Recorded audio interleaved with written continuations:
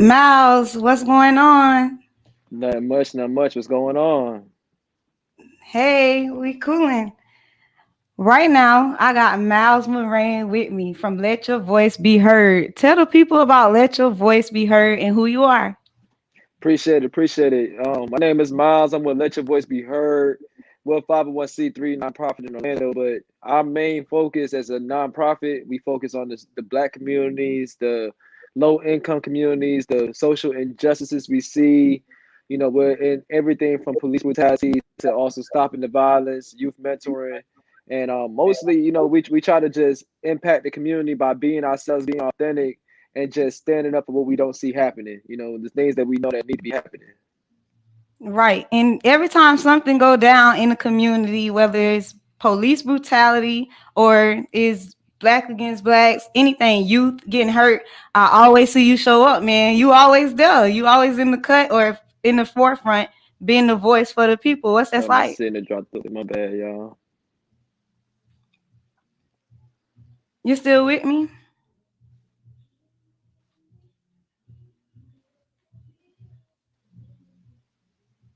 Miles, you can hear?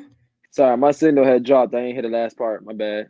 Again. Okay, so you always like in the forefront and you always for the people, whether it's, youth wilding on each other or the police brutality or just, something going on with a kid happening at Evans, anything, you always show up. What's that like? Honestly, like it just started because a lot of stuff we used to see in the neighborhoods, we didn't see a lot of people showing up that just look like the regular people. We always have the pastors show up. We always have the different people who show up that you expect to show up, but it wasn't like the community showing up. And I know, like for me, growing up, Paramore and different neighborhoods, we didn't see people come out when there was violence or when there was certain incidents happening or social injustices. So in 2015, 2016, we started just being more serious, and Black Lives Matter also exploded at the same time, but we just wanted to focus on like what is not just the headline. So nowadays it's become more of like a call to us. Like we're not just there because this is something that people want to do because it's a headline. We're there because even when the news ain't there, when stuff's not going on, even if it don't make social media, like it needs somebody to be there to show that it's more of us that do care. So that's kind of like why we try to show up and be what we can be. But it's not easy though. Like I watch you and I see like at times you get backlash even from like the people that you are, just trying to be a voice and help. So that it's not always easy, but you still do it. Why? Yeah. Honestly, because like the backlash gonna come with it.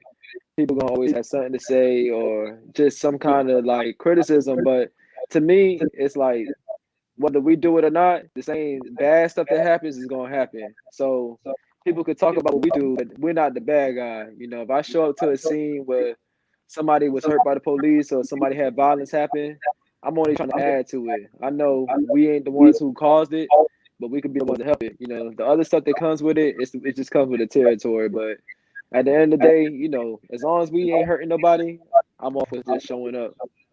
Right, because a lot of stuff you do and everything you do it peacefully, and you keep that in mind, and you always, just remember to be peaceful, and you always saying, you always want to do it peacefully.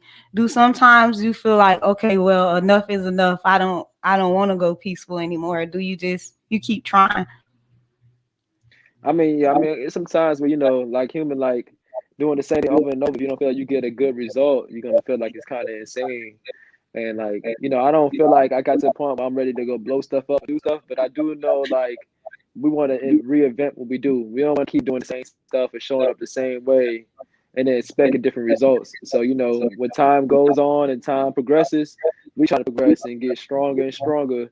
So it's not like we just blowing smoke. Like, nah, we really serious and we really about to show up and make some stuff happen. Okay, so the latest incident that just went down this week at Liberty High School, and the teenager being slammed by law enforcement.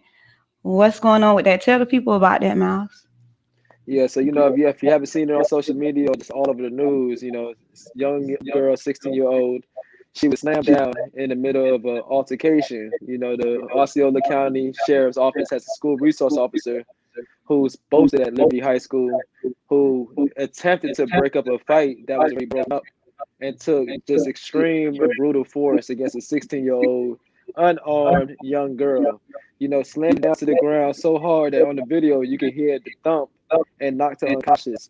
And all this kind of use of force for a school fight. So, right now the city was outraged, the whole country was outraged when they saw it. And the young lady has just officially secured, her family has secured counsel through Natalie Jackson and Ben Crump. So Ben Crump will actually be in town tomorrow, 2:30 p.m., having a press conference at the Osceola County Sheriff's Station, where we'll be asking people to join us just to show that Central Florida does care. We're not going to just be quiet.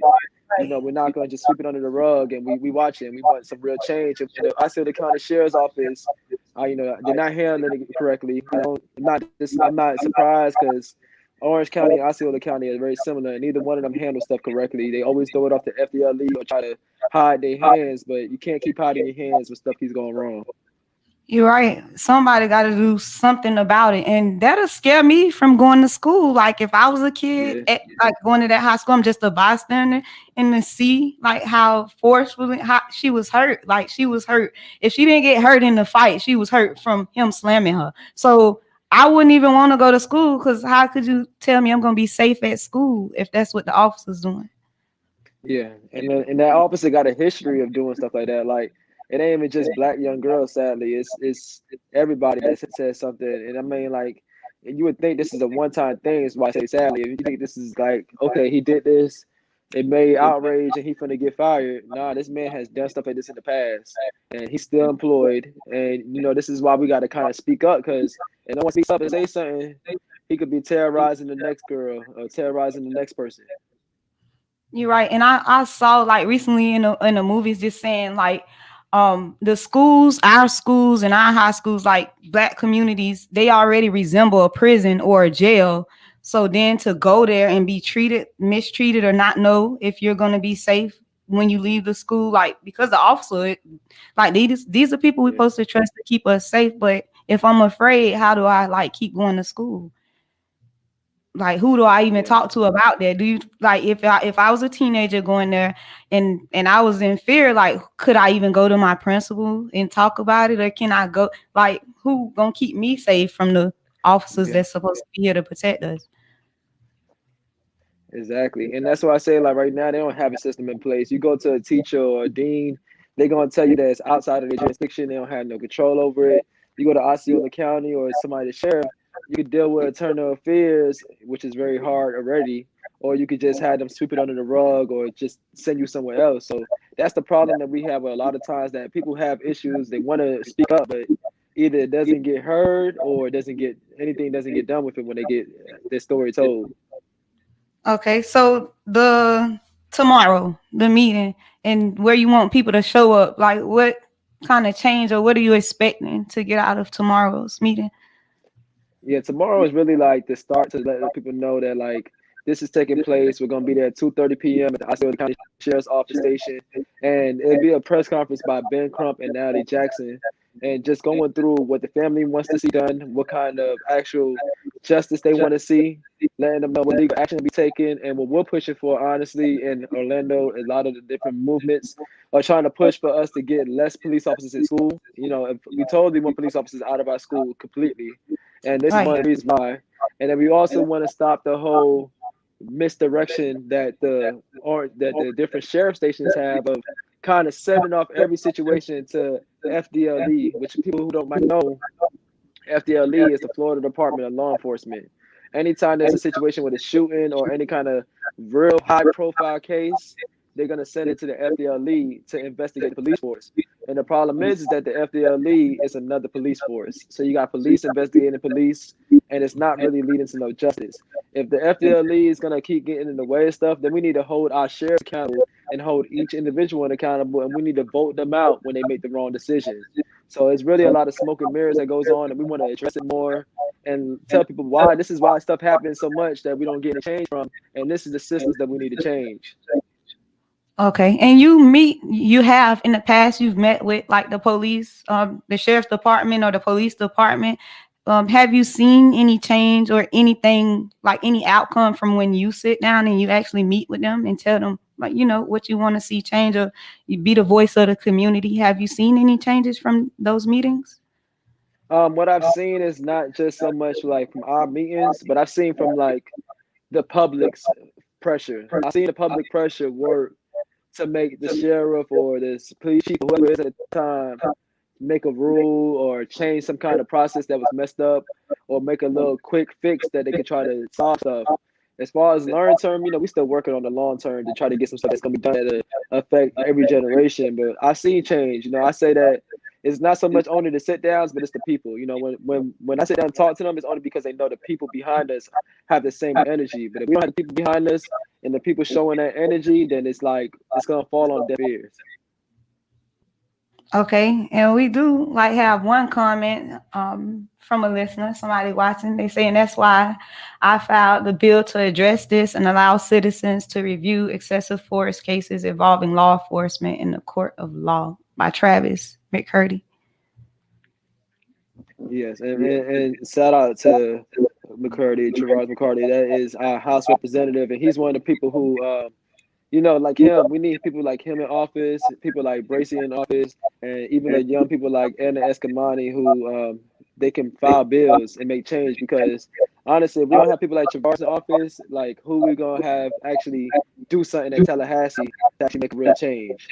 So that's why we need people like that. All right. So how much more fight you think you got in you, Miles? Because again, every time something happens, you're showing up and you speaking, being the voice of the community. Let your voice be heard. You doing that. Like how much more fight you think you got in you?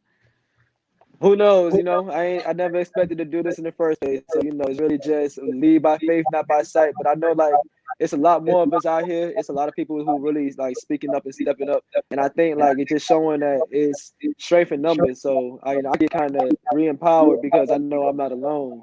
I know there's a lot of people out here that I've come after, who I've learned from, and people who learn from me. So that's the kind of thing that keeps me rejuvenated. For right now, I'm good to go. Right. Well, whenever you have anything, I definitely want to share it. I want it on my page. I want to, get the community involved and let them Appreciate know, that. because you are the voice of the community and you looking out for us. And I just want to say thanks a lot for that, Miles. I appreciate y'all, and I appreciate you, and I appreciate Paul, PA, the Wire, people like y'all. Like seriously, like and even Travaris who's watching, and everybody else. Like we need people that are in different positions. Y'all in power, media, people in politics, people who get listened every day. So I appreciate y'all for real. Most definitely. So thanks, Miles. And we're back to the afternoon jams.